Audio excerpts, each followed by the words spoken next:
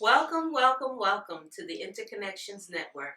I'm your host today, Monica McAleer, and I'm joined today with Miss New York Amazing, New York Miss Amazing 2019, Vernell Black. Hello. How are you today? I am excellent, and you? I'm well. Yes. We just wanted to talk a little bit about some of your experiences, some of the things you've encountered working within the community of people with disabilities, and some of the activities you've participated in, um, the upside, the downside. So, is it safe to say that you are an accomplished, crown wearing, award winning person with capabilities? Thank you. Yes. Yes. I was. I was. I was diagnosed with autism at the age of 6 months. Um, that it started when my mom noticed something. There was something different about me compared to my older siblings. Um, So my mom went to several doctors, and the doctors told her no, there wasn't anything wrong. It was until my mom became very that she became very she was very insistent. It was until the head of the nursing had to do tests and everything just to prove to them that that that there was something different about me and my diagnosis. It was autism, and I also have speech impairment, and leg length discrepancy. Um, so my mom, that she did all of her research about autism, and then she found so many programs that helped me to become the person I am today. And I would like to thank my mom for that. I would say, compare with my time growing up to children with disabilities nowadays, which is not that much apart. That with those nowadays, that they have way more access to way more programs. There are a much better research now. They have better understanding. Um, but what irks me about it is that, come on, that nowadays, now there's technology. You have much better access at um right um right at your fingertips. Why you don't just take advantage of it? And with funding that, even though it's cut nowadays to a me, you gotta get more funding now compared to compared to back when I was growing up. And my mom had to research tooth and nail to find the right programs. Mm-hmm. Um, um, with me, I'm not the type of person that likes to compare myself with others, because each person is different. Um, but the only one thing that irks me is that nowadays you have better access. Why you don't take advantage of it? Um, Well, we're hoping yes. that some of the resources that you're going to offer towards the end of the program are going to highlight some of the things that have helped you along the way. Mm-hmm. Uh, you shared with me off camera that you like photography. Yes. We're also going to talk about one of Vernell's many accomplishments, because she's very accomplished. We'll get more into that. But one of her accomplishments that we're going to talk about today is not only her love of photography, but she created a book. And the name of the book is Transformations of New York City. So where did you get the title, Transformations of New York City?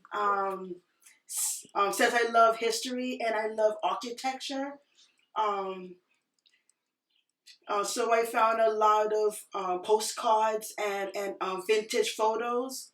Um, um, it was from the greater. It was from the Greater Astoria Historical. So Society that I started out doing internship there, and I found all of these beautiful vintage postcards and pictures. So I choose a few of them that I like, and I just go to the to the same exact site, and I took photos of them in the present day. Very nice. That is in one half of the book, Okay. and in the other half, it is just some pictures of a mixture of the older architecture with the modern put together. Very nice. Very nice. And you received training in photography from where? I've started out at International Center of Photography in their teen program when I was 13, and I've been with them for about 7 years, and then I went to college that I started out at the LaGuardia Community College with an associates in commercial photography.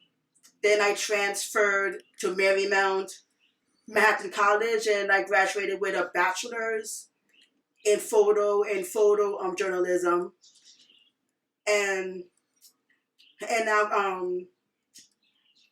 currently I've been applying all of the skills that I learned and with my experience, and I just take photographs of many places, events, and everything.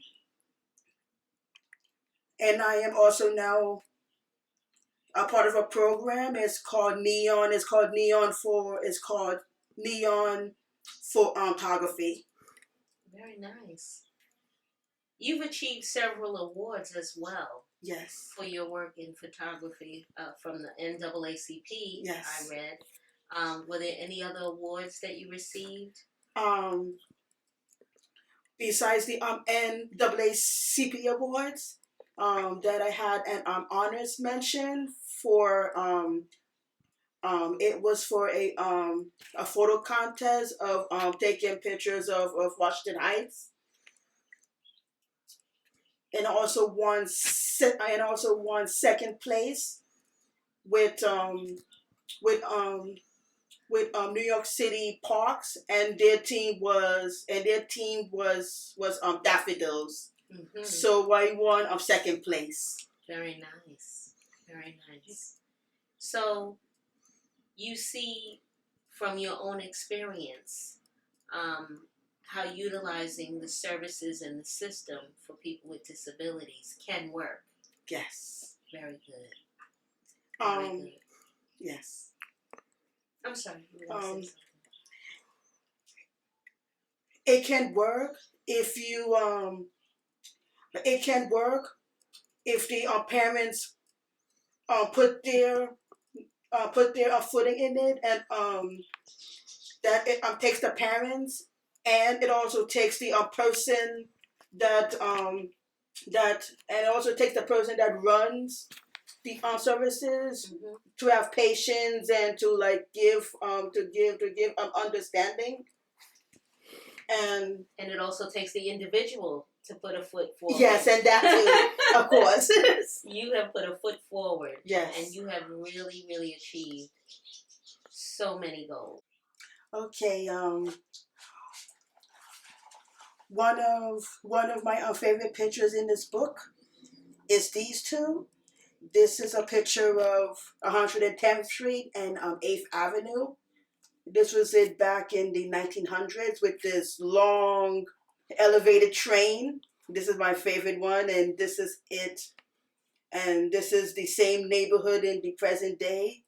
The reason that I like it is because it shows a drastic change, but at the same time, certain buildings are still around. This This is one of my favorite, and from the other half,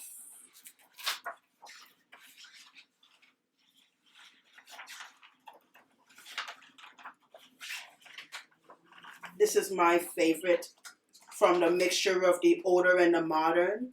It's because in the middle it shows like what it used to be, and once you spread out, it shows more of the big tall buildings and glass buildings.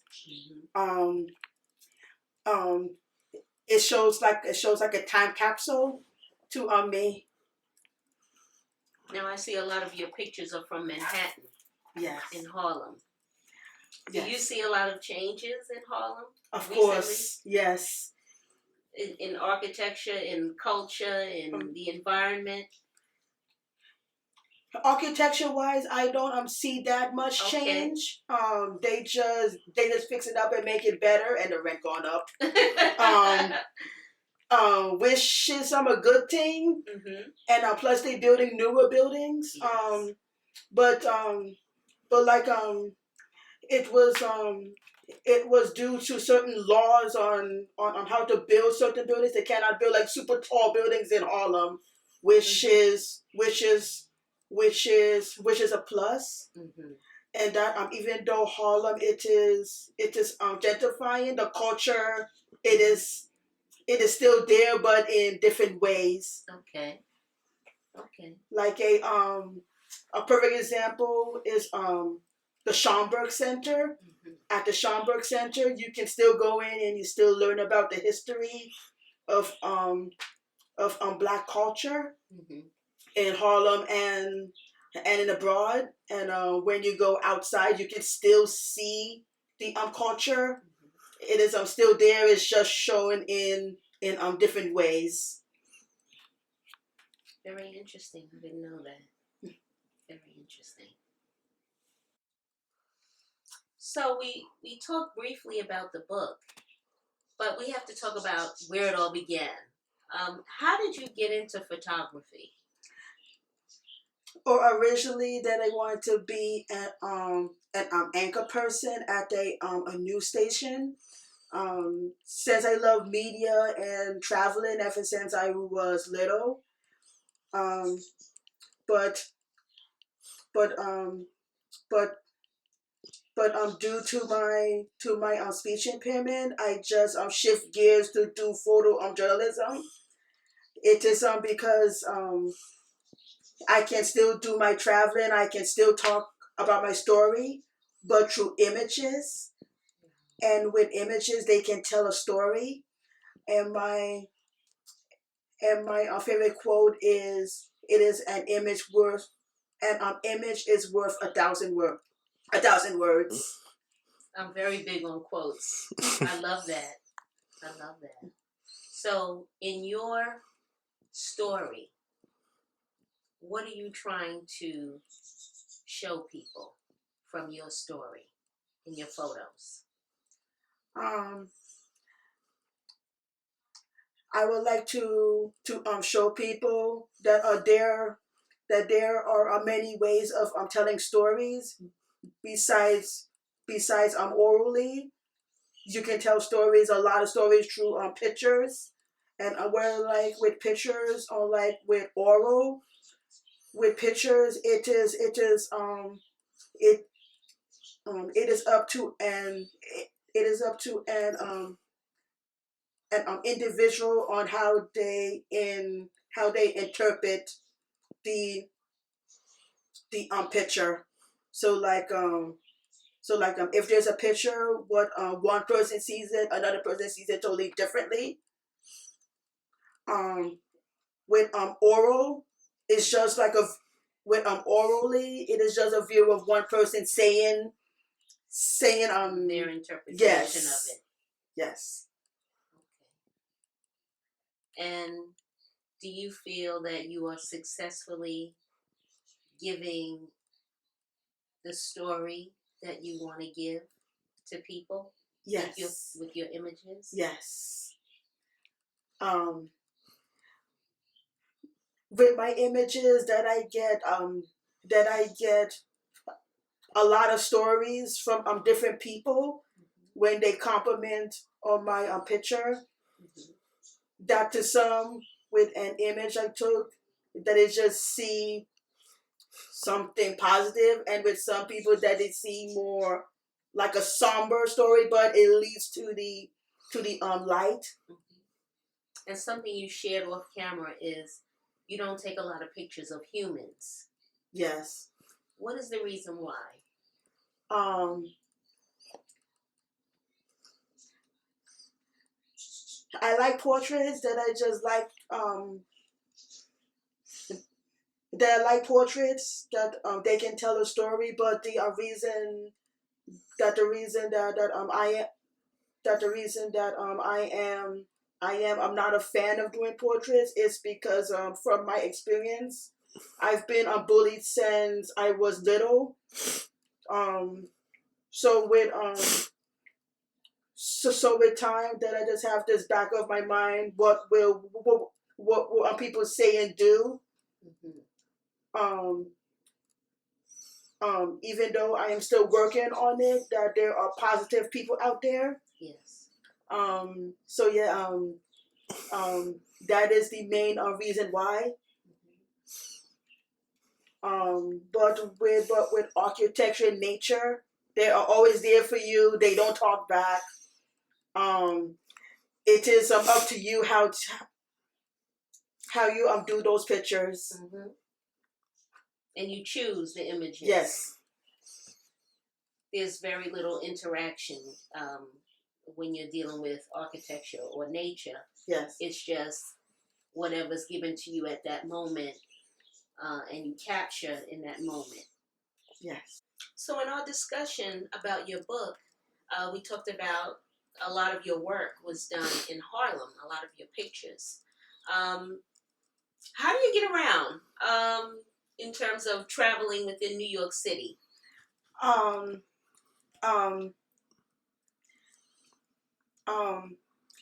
With using maps and GPS. Luckily, I don't have an issue Mm-hmm. with using a map and GPS. Um, I've been studying maps and geography ever since I was little too. Okay. So with traveling, I am a fast learner. Okay. And another advantage that I have is that since I live right in Manhattan, Mm-hmm. that I have easy access to any bus and any subway. Okay. And did you utilize a travel training program? no. No, you work with any particular organization or agency? Did you work with a staff in learning how to travel? How did you learn how to travel? Um, this is unusual. Mm-hmm. Um, since I have the in-house respite staff, Okay. it was me that is teaching them how to travel. Okay. So most of the time it was me teaching them something. We can all learn something. Yes. Okay. And yeah, as you apply the learning from me and the traveling Mm-hmm. with their own daily lives. Okay. For example,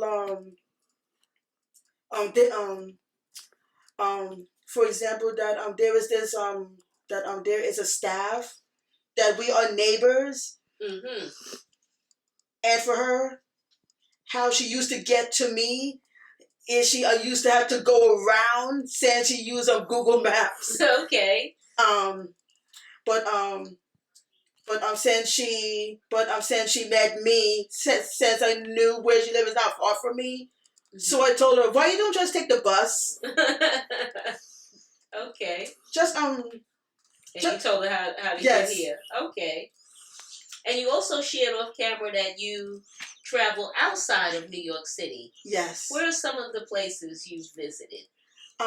I've been to Boston. I've been to Toronto. I've been to Ottawa. And I've been to I'm sorry, Ottawa is where? Toronto and Ottawa. They are both in Canada. Okay. So you've been to Boston, Canada. And I went to Chicago last year for Miss Amazing Nationals. Very nice. Very nice.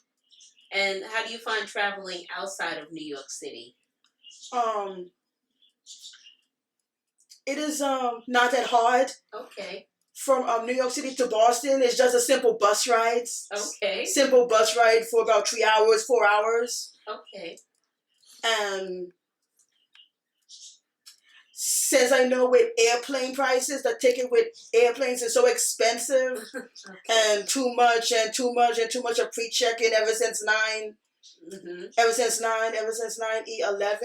Okay. I just found out there are other ways and cheaper ways Okay. to travel Outside of New York Yes. City. Okay. For example, a cost of a ticket from Penn all the way to Chicago is only $88, Mm-hmm. and it's an overnight route. Okay. Compared to an airplane ticket, which is shocking to me. Mm-hmm. It's very expensive. For round trip, it's about $400 something round trip just for an hour plane ride. I was like, what? Okay. And you look forward to traveling. You look forward to traveling more often outside of New York City. Yes. You talked about that briefly. Mm-hmm. Okay. So in doing a recap of everything that we talked about today during the interview, we're going to review all of the resources that you utilized in order to be successful. Okay? So tell me a little about ICP, which stands for International Center for Photography. Okay, and that's a program for people with disabilities. It's a teen program, or is it for anybody? The teen program, it is for any teen, Okay. disability or not. Okay. First, you have to fill out an application, and if you are chosen, you can join their class, and plus they give you a scholarship. Okay, very good to know. So we're going to look for that resource at the Interconnections Network Facebook page. Everything we're going to discuss today in terms of resources will be posted. And we have ICP. We talked about your completion of your degree and employment. You had an employment program from which agency? It's from AHRC. It is called AHRC EBS. It stands for Employment Business Services, and the purpose of this program it is like job club. So you just attend weekly, and they train you how to do interviews, how to write a resume. That should tell them what are your likes and your dislikes. And once they find a job that caters to the person, he or she goes to the job for an interview, and once the individual is hired, that is their job. Now, once you're hired, do you continue to receive services through Employment Business Services at AHRC? Yes. Someone follows you or follows up with you to see how the job is going? Yes, yes. Once you're hired, they assign you a job coach. So like if you have any concerns or questions that you don't want to discuss with your employer or coworkers, you can talk to your job coach, and he or she could help you. How often does your job coach show up to talk to you and to make contact? She usually comes 4 times a year. Okay. But for some people it is more frequent. Okay. It varies. It depends on your needs. Yes. Okay. It varies. Okay. It depends on your needs. Okay. And finally, the New York Miss Amazing, which you shared off camera, that they have a pageant coming up next weekend. Is Yes. that correct? Yes. And you'll be running again Yes. for New York Miss Amazing Pageant Yes. 2020. Well, we wish you good luck and Thank good you. fortune. You've been so successful in utilizing the resources available in this community. And we look forward to seeing more work from you. Thank you. So, Vernell, is there anything else you'd like to share with the people out there? Any fun facts about yourself? Yes, that I love traveling ever since I was little. And I also like to try different foods from different countries. Um, One of my favorite foods is roti and curry from my family's country, which is Guyana, South America. And the one place I would love to travel to is to Amsterdam and Paris, and to visit Guyana. Okay. Have you never visited Guyana? Um, the